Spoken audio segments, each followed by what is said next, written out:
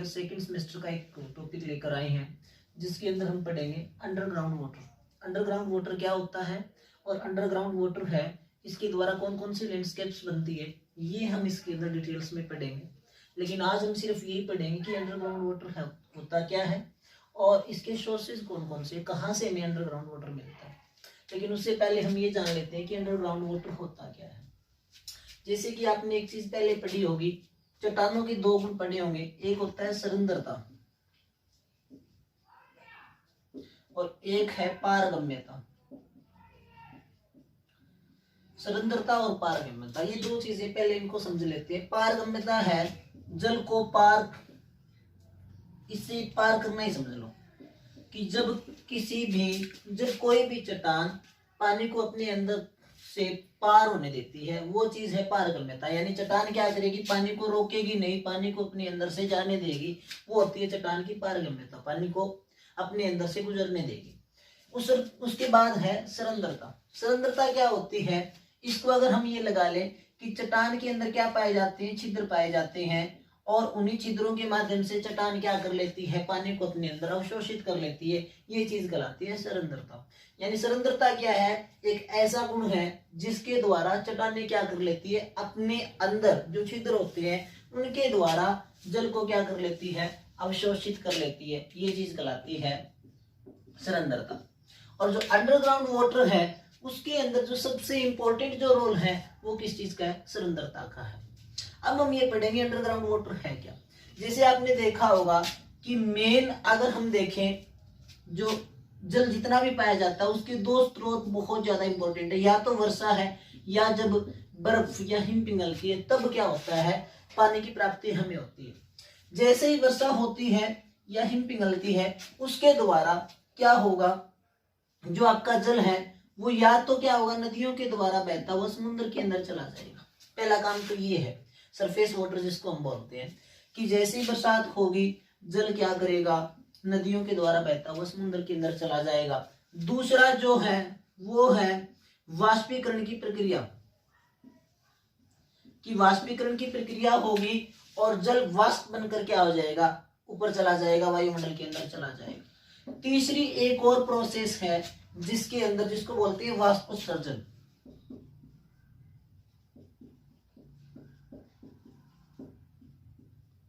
ये क्या प्रोसेस होती है, इसके अंदर क्या होता है कि जो भी पेड़ पौधे हैं, जो भी वनस्पति है, वो क्या करेगी, जल को ग्रहण करेगी और फिर क्या करेगी, उसको वायुमंडल के अंदर पहुंचा देगी। तो तीन प्रोसेस है जब भी क्या होता है, वर्षा या हिम के द्वारा जल की प्राप्ति होती है। पहला प्रोसेस क्या है कि समुद्र के अंदर चला जाएगा नदियां नालों के द्वारा। दूसरे के अंदर क्या है कि वो क्या होगा, उसके ऊपर जैसे ही धूप पड़ेगी, धूप क्या कर देगी, वाष्प बना देगी और वायुमंडल के अंदर मिला देगी। तीसरी जो प्रोसेस मैंने आपको बताई है कि पेड़ पौधे क्या करेंगे, उस जल को ग्रहण करेंगे और फिर उसको क्या कर देंगे, वायुमंडल में पहुंचा देंगे। चौथी जो सबसे इंपॉर्टेंट चीज है वो ये है कि इस वर्षा का या हिम का कुछ भाग रिसकर जमीन के अंदर चला जाएगा। यानी लगभग हिस्सा तो देखो ऊपर चला गया, या तो वायुमंडल के अंदर चला गया या समुद्र के अंदर चला गया, लेकिन एक थोड़ा सा हिस्सा है वो रिसकर, क्यों, कौन सी चट्टानें, जहां सरंध्र चट्टानें पाई जाती है, उन सरंध्र चट्टानों के द्वारा क्या होगा, या पारगम्य चट्टानों के द्वारा क्या होगा, रिसकर कहां चला जाएगा, धरातल के नीचे चला जाएगा, धरातल के अंदर चला जाएगा। उसी जल को जो रिसकर कहां चला जाता है, धरातल के नीचे चला जाता है, उसी को बोला जाता है अंडरग्राउंड वाटर या भूमिगत जल। यानी भूमिगत जल क्या होगा, एक ऐसा जल जो क्या होगा, धरातल के नीचे पाया जाता है। कौन सी चट्टानों के नीचे पाया जाता है, पारगम्य और जो आपकी सरंध्र चट्टानें उनके नीचे पाया जाता है। उसी जल को क्या कहा जाता है, अंडरग्राउंड वाटर कहा जाता है। उसके बाद है सोर्सेज ऑफ अंडरग्राउंड वाटर, कि हमें जो अंडरग्राउंड वाटर है वो कहां कहां से मिलता है, कहां कहां से प्राप्त होता है। पहला मैंने लिखा है मेटियोरिक, जो पहला सोर्स आपका है वो है मेटियोरिक वाटर, या जिसको हम बोलते हैं आकाशीय जल। आकाशीय जल जैसे कि मैंने अभी आपको एक्सप्लेन किया है कि जैसे बरसात होगी, बरसात होने के बाद क्या होगा, उस बरसात का कुछ एक हिस्सा क्या होगा, धरातल के नीचे चला जाएगा और वो हिस्सा क्या होगा, अपारगम्य और अप्रवेश्य। अपारगम्य जो जल को अपने अंदर से पार ना होने दे, और अप्रवेश है जो जल को अपने अंदर प्रवेश करने ही ना दे। उन चट्टानों के ऊपर क्या हो जाएगा, इकट्ठा हो जाएगा। यानी जैसे बरसात हुई, बरसात होने के बाद क्या होगा, जल का कुछ भाग रिसकर जमीन के अंदर चला गया। जमीन के अंदर जैसे ही चला गया, जहां अपारगम्य चट्टानियां, अप्रवेश चट्टानियां है, वहां जाकर पानी क्या हो जाएगा, उनके ऊपर, मान लो ये कोई आपकी अपारगम्य चट्टान है, इसके ऊपर जल क्या हो जाएगा, इकट्ठा हो जाएगा। इसी जल को क्या कहा जाता है, आकाशीय जल कहा जाता है। पहला स्रोत हो गया ये। दूसरा देखा कैनोट वाटर, सहजात जल जिसको हम बोलते हैं। ये कौन सा भाग होगा, सहजात जल के अंदर क्या होता है कि ऐसा कोई भाग जो समुद्र के अंदर होता है, पहले समुद्री भाग था, वो जैसे ही समुद्र से ऊपर उठ जाता है, जैसे समुद्र से ऊपर उठ जाएगा, उस भाग की चट्टानों के अंदर या उस भाग की जो चट्टानें, उन चट्टानों की दरारों के अंदर क्या पाया जाएगा, जल पाया जाएगा। उसको बोला जाता है सहजात जल या तलछट जल। यानी ये कहाँ पाया जाएगा, उस क्षेत्र की चट्टानों में जहां क्या था, पहले समुद्र था, लेकिन वो भाग समुद्र से क्या हो गया, ऊपर उठ गया। ऊपर उठने के कारण उस क्षेत्र की जो चट्टानें हैं, उनकी दरारों के अंदर जो जल पाया जाएगा, वो जल आपका कहलाता है सहजात जल। तीसरा है मैग्मेटिक वाटर या मैग्मस जिसको हम बोलते हैं। मैग्मिक जल कौन सा होगा, जैसे ही मैग्मा बाहर आता है,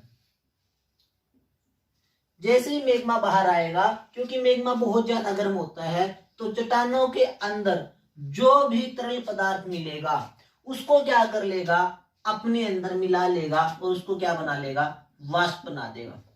यानी क्या करेगा, मैग्मिक जल कौन सा होता है कि चट्टानों के अंदर जो भी तरल पदार्थ मिलेगा उसको क्या कर लेगा, वाष्प बनाकर अपने अंदर मिला लेगा, और ये वाष्प फिर क्या होंगे, घनीभूत होकर क्या बन जाएंगे, जल बन जाएंगे। इसको बोला जाता है मैग्मस वाटर। तो ये थे आपके अंडरग्राउंड वाटर के 3 रिसोर्स। कौन कौन से, पहला मैंने जो बोला है वो आकाशीय जल, दूसरा सहजात जल, और तीसरा कौन सा है, मैग्मस जल। आकाशीय जल कहाँ पाया जाएगा कि जब क्या होगा, वर्षा का जल रिसकर कहाँ इकट्ठा हो जाता है, जो अपारगम्य चट्टानें उसके ऊपर इकट्ठा हो जाता है, उसको बोला जाता है आकाशीय जल। उसके बाद है सहजात जल। सहजात जल के अंदर मैंने आपको क्या बताया है कि क्या होगा, जैसे ही समुद्र का कोई भाग ऊपर उठ जाएगा, तो उस भाग की जो चट्टानें हैं, उन चट्टानों की दरारों के अंदर जो जल भरा रह जाएगा, वो जल कहलाता है सहजात जल। तीसरा है मैग्मेटिक वाटर। मैग्मेटिक वाटर के अंदर क्या होता है कि जैसे ही मैग्मा बाहर निकलता है, वो चट्टानों के अंदर जो भी पदार्थ पाया जाता है उसको क्या कर लेता है, वाष्प बनाकर अपने अंदर मिला लेता है। उसी को क्या कहा जाता है, मैग्मस वाटर कहा जाता है। तो ये थे 3 सोर्स जिसके द्वारा हमें अंडरग्राउंड वाटर है वो मिलता है। अब आगे है जल संतृप्ति के आधार पर भूमिगत सेलों के क्षेत्र या सेचुरेशन के आधार पर जो आपकी सेलें पाई जाती है, उनके अंदर कौन कौन से जोन है वो पाए जाते हैं। अब यहाँ आपने एक चीज तो पढ़ ली कि जैसे ही क्या होगा, भूमिगत जल कहाँ पाया जाएगा, जो अप्रवेशीय या अपारगम्य चट्टानें हैं उनके ऊपर पाया जाएगा। कौन सा जल पाया जाएगा, आपका भूमिगत जल।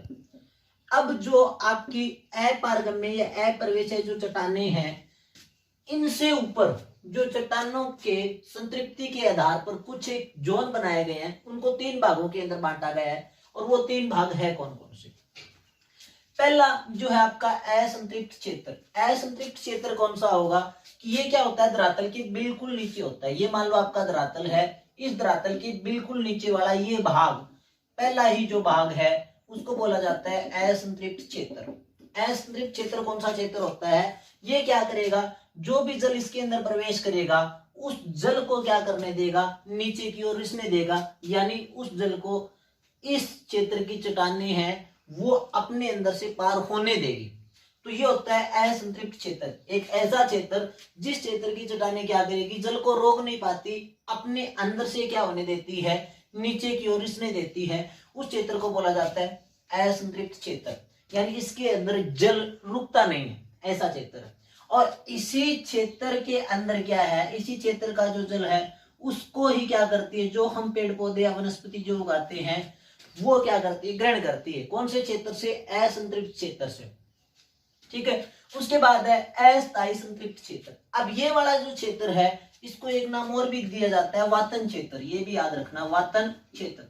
वातन क्षेत्र क्यों कहा जाता है? क्योंकि इस क्षेत्र की जो चट्टानें हैं उन चट्टानों के अंदर क्या पाई जाती है? वायु पाई जाती है, वायु भरी रहती है, इसलिए इसको क्या कहा जाता है? वातन क्षेत्र कहा जाता है।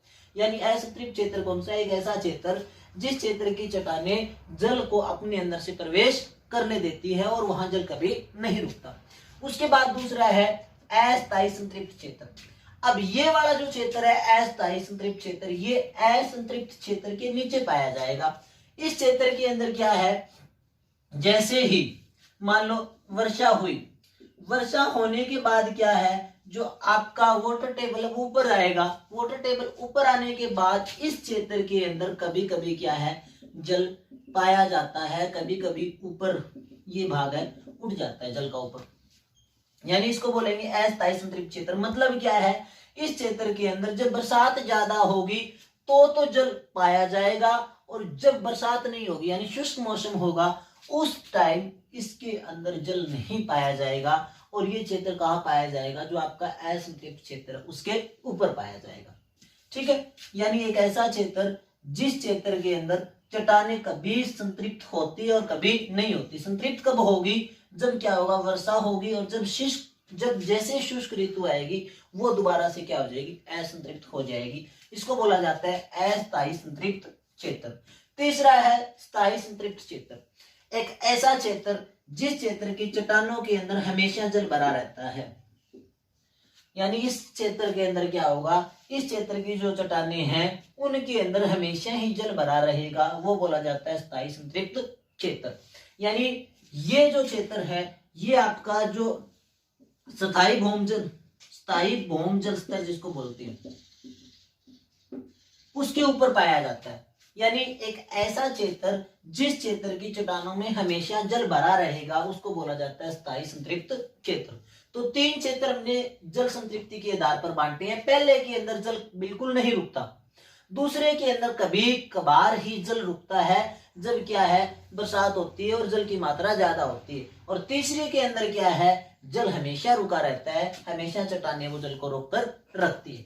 तो ये आज का चैप्टर था जिसके अंदर हमने पढ़ा है कि अंडरग्राउंड वाटर होता क्या है, अंडरग्राउंड वाटर के सोर्सेज कौन कौन से हैं, और अंडरग्राउंड वाटर है उसके आधार पर शैलों के अंदर कौन कौन से क्षेत्र पाए जाते हैं। धन्यवाद।